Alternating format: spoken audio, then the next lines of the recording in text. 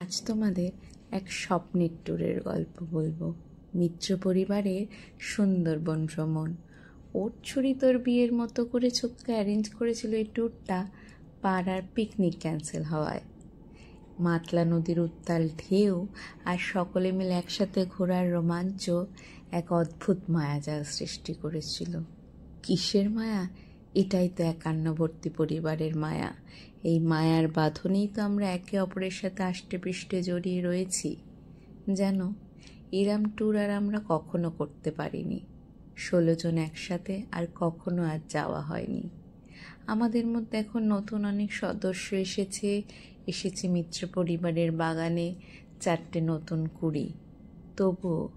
তবুও এই ট্যুরটা আমাদের কাছে বড্ড স্পেশাল, বড্ড কাছের। এখনও যখন আমরা একসাথে বসে গল্প করি, এই ট্যুরটার কথা বারবার মনে আসে। তাই তো মনে হলো ভাগ করে নি না তোমাদের সাথে, থেকে যাক না এই ট্যুরের গল্পটা আমার টাইম লাইনে। জানো, বাঘও আমাদের এই সময় ট্রিবিউট দিয়েছিল একসাথে 4 জনে দেখা দিয়ে।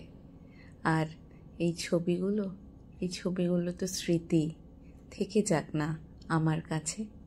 আর এই ছবিটা আর কখনো রিক্রিয়েট হবে না। দুজন যে বড্ড তাড়াতাড়ি ফাঁকি দিয়ে চলে গেছে।